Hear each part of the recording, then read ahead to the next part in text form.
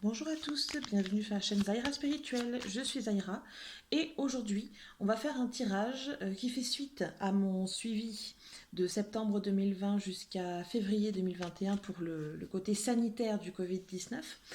Et on va faire ce suivi-là, mais axé sur la rentrée des écoles, hein, puisque dans du coup l'avant-dernier suivi que j'avais fait sur l'évolution du Covid, euh, il me semble que c'était là-dedans que j'avais dit que le gouvernement voulait une rentrée la plus normale possible. Hein. Une rentrée, bien sûr, pour les enfants, hein, à l'école. Hein. Enfin, école, collège, maternelle, lycée. Hein. Euh, donc, on va essayer de voir un petit peu ça de plus près, puisque on est le 27 août au moment où cette vidéo est tournée, que la rentrée est quand même dans très peu de temps. Et voilà, moi j'aimerais bien avoir un suivi mois par mois de l'évolution au moins jusqu'à la fin décembre. Voir un petit peu comment ça va se passer au niveau scolaire. Ah, alors j'ai la carte du phare qui est tombée. On me parle de septembre. Bon, ben c'est parfait. La rentrée scolaire est en septembre. Allez, on y va. Septembre, octobre, novembre, décembre. Alors, on y va.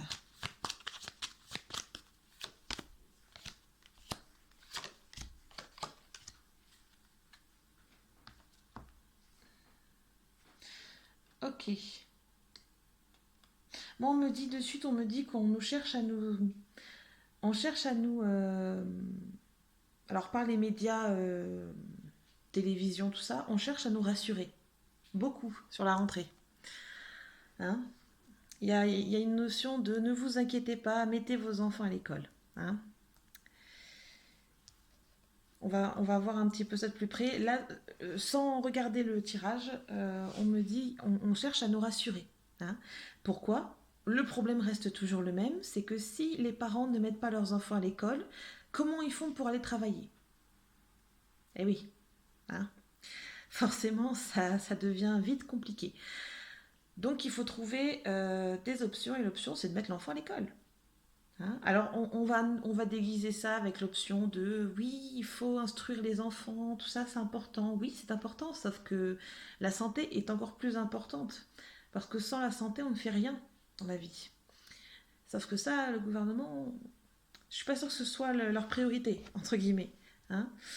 Euh, alors, pour septembre. Alors, pour le mois de septembre, on me parle d'une période d'attente encore vis-à-vis de ce flou artistique dans lequel nous sommes, encore actuellement. Il continuera en septembre, hein, pour l'école. Hein. Le gouvernement allant de ne vous inquiétez pas, tout va bien. Il y aura d'un côté ça avec le gouvernement, et de l'autre côté, il y aura les parents qui seront, même les directeurs d'école, hein, pour certains, qui seront soucieux de la santé des enseignants, de la santé des élèves, euh, des mesures, enfin tous les gestes barrières qui ne pourront pas être respectés. Ça, je suis navrée. Euh, et ça, je vais vous dire pourquoi. Déjà les classes. Alors, je ne sais pas si vous avez déjà eu l'occasion de voir l'intérieur d'une salle de classe. Moi, j'ai enseigné en collège. Euh, on a 30 élèves par classe, si ce n'est pas 31, voire 32 dans certaines classes. Alors bon, les gestes barrières, je ne suis pas certaine qu'on puisse les mettre en place. Ensuite, dans la classe, il y a toujours un petit rigolo, hein, qui s'amuse. Donc, je suis persuadée qu'il y aura toujours un petit rigolo ou une petite rigolote qui enlèvera son masque, qui jouera avec, ce qui va obliger les professeurs à râler, à faire le gendarme. Alors c'est un petit peu dommage parce qu'on n'est pas censé, c'est pas censé être notre rôle. Alors on est censé être là pour enseigner, on va passer notre temps à faire les gendarmes, donc on enseignera moins de choses aux élèves, forcément, hein, puisque du temps où on fait le gendarme, c'est du temps qu'on a en moins pour enseigner. Hein. À un moment donné, il n'y a pas de secret. Ça va agacer les élèves qui, eux, sont motivés pour apprendre. Donc, à un moment donné, je ne sais pas ce qu'ont prévu les directeurs d'établissement pour les élèves qui vont faire les rigolos, hein, mais déjà, rien qu'à ce niveau-là, pour moi, il va y avoir un problème. Rien qu'à ce niveau-là. Déjà, ça va créer des tensions, ça va créer des problèmes. Parce que les parents des élèves, les élèves qui vont rapporter éventuellement qu'un tel fait l'imbécile en classe, qu'il enlève son masque, etc., ils vont aller se plaindre. Hein. S'ils sont soucieux, logiquement, des gestes barrières, ils vont aller se plaindre. Hein. Et je ne sais pas ce qui est prévu pour ce genre de cas. Mais ça va arriver, c'est sûr. C'est sûr. Euh, déjà, il y a ça. Déjà. Ensuite, du coup, l'instruction donnée aux élèves va être de moindre qualité, mais c'est obligatoire. Je, moi, ça me semble juste logique, mais je ne sais pas si ça a été pensé, ça aussi. Hein. Et puis, il va y avoir le cas, de toute manière, des parents qui ne voudront pas mettre leur enfant à l'école. Hein, ce qui est tout à fait défendable aussi. Hein. Ça, attention, je ne le remets pas en cause. Euh, quelles sont les solutions proposées à ces parents? Bon, bah actuellement, je crois qu'il n'y en a pas. Donc voilà, déjà au niveau de la rentrée, il y a encore beaucoup de... C'est tout un fourbi, hein. Il y a encore beaucoup de doutes, d'incompréhension, de zones d'ombre. Et il faut un petit peu illuminer tout ça, hein, éclairer toutes ces zones d'ombre. Et durant le mois de septembre, ça va être nébuleux. Mais alors, à ce niveau-là, que ce soit au niveau des gestes barrières, que ce soit au niveau des protocoles sanitaires, pareil, on parle du cas de la cantine. Donc, je ne sais pas trop combien en moyenne il y a d'élèves dans un collège ou dans un lycée, ça dépend des structures. Mais en moyenne, il y a au moins 2 voire 3 services à la cantine, en fonction des établissements, hein, bien sûr. Mais 2 ou 3 services, à condition que le self soit rempli, soit plein à craquer. Hein. Donc, si on veut que les enfants puissent être espacés quand ils mangent, parce qu'évidemment, quand ils mangent, il faut bien qu'ils enlèvent le masque. Donc, s'ils n'ont pas le masque, il faut au moins qu'ils soient séparés d'une place pour manger, en respectant les gestes barrières. Donc, du coup, ça veut dire qu'on n'a que la moitié du self qui est occupé. On est bien d'accord. Donc, ça veut dire qu'en fait, il faut doubler le nombre de services. En 2 heures, ça va être très très compliqué. Et oui, parce que les enfants mangent entre midi et 14 heures. Hein. Donc voilà, vous voyez, c'est tout ce genre de choses-là. Je ne sais pas si ça a été prévu. Il faudrait que je trouve le protocole sanitaire. Si je le trouve, je vous le mettrai en barre de description, en barre d'infos en dessous, pour que vous alliez le lire. Parce que tout ça, vous voyez, moi j'ai été prof, donc j'y pense, mais je suis sûre que ça n'a pas été pris en compte hein, pour l'instant. Hein.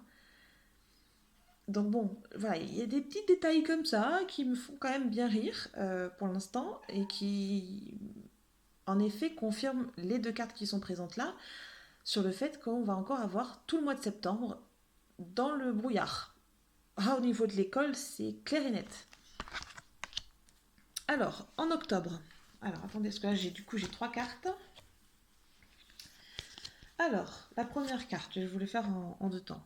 On me parle de l'équilibre. Hein, on me parle de trouver l'équilibre et de prendre certaines décisions pour trancher. Avec ça, j'ai ces 2 cartes-là. Donc d'un côté, j'ai la satisfaction, la chance, l'aspect plutôt favorable et positif de la chose.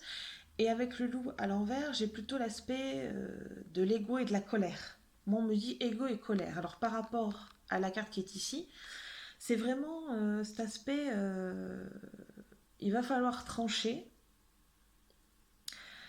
trouver l'équilibre. Ça en contentera certains, mais d'autres resteront très en colère par rapport au système qui auront pu être au système enfin les opportunités, les systèmes, les solutions avec un S hein, qui auront pu être trouvées. Après, voilà, il faut aussi garder en tête que les directeurs d'établissement, ils n'ont pas forcément la liberté de faire ce qu'ils veulent. Hein. Ils sont aussi dépendants du rectorat, du gouvernement. Donc voilà, les directeurs d'établissement, ils font aussi avec ce qu'on leur donne. Hein. Donc malheureusement, parfois, c'est pas toujours évident pour eux aussi. Alors, en novembre. Alors, en novembre, il y aura une prise de recul. Alors moi, je me dis, avec un cercle vicieux à la clé. Moi, là, on me parle très clairement à nouveau de cours à distance. Ou en tout cas, l'idée aura germé d'ici novembre. À nouveau des cours à distance, comme l'an dernier, comme les profs ont fait l'an dernier. Hein. Pour moi, l'idée aura germé d'ici là. Parce que je pense que les professeurs ne vont pas supporter très longtemps les problèmes qui vont découler de ce qui a été actuellement mis en place. Hein. À mon avis, ça ne marchera pas. Il y aura des problèmes, il y aura trop de soucis partout et ça, rien que les professeurs déjà feront état de ce qui se passe dans les classes, dans les écoles, du manque de solutions aussi qu'ils auront pour faire face à ces problèmes-là, hein, de ceux dont j'ai déjà parlé, puis d'autres aussi problèmes. Mais je pense qu'on entrera à nouveau dans avec la lune à l'envers, dans ce côté de faire l'école à distance. Hein. En décembre, alors décembre évidemment correspond à la fin du premier trimestre. Hein. Euh, pour moi, la question restera centrale. C'est est-ce qu'on revient à l'école ou pas. Et là, on sera encore dans le flou. On sera encore dans le flou. Voyez. Donc, si vous mettez ça en rapport avec la dernière vidéo que j'ai faite sur le suivi, d'accord. euh, Alors, la dernière vidéo que j'ai faite sur le suivi, je vous dis en effet qu'il y a des chances que ça s'arrange. Il y aura toujours des cas, hein, mais pour moi, l'école sera vectrice du virus. Hein. Les enfants à l'école seront vecteurs du virus, participeront à la propagation, de toute façon. Hein. On a déjà remis les enfants à l'école la dernière fois, on a vu ce que ça donnait. Hein. Et là, ça marchera jamais. D'accord. Donc, pour moi, voilà, hein, ça participera aussi à ce résultat. Voilà. Donc, bah écoutez, je referai un tirage comme ça sur ces sujets-là, si ça vous intéresse. N'hésitez pas à liker, à partager, hein, parce que c'est un travail que je fais en dehors de mon temps de travail, hein, de toute façon. Donc, n'hésitez pas à partager si ça vous plaît, si ça vous parle. Moi, j'essaie de faire des bilans assez fréquents, alors, tout de même en prenant le plus de recul possible sur mes prédictions, de manière à être la plus transparente avec vous et de manière à ce que vous puissiez aussi vous dire ah ok oui en effet elle avait dit ça, ah bah ok elle a checké ça, c'est bon. Voilà, de manière à ce que le jour où vous voulez une consultation avec moi, vous savez euh, à quoi vous attendre en termes de prédiction.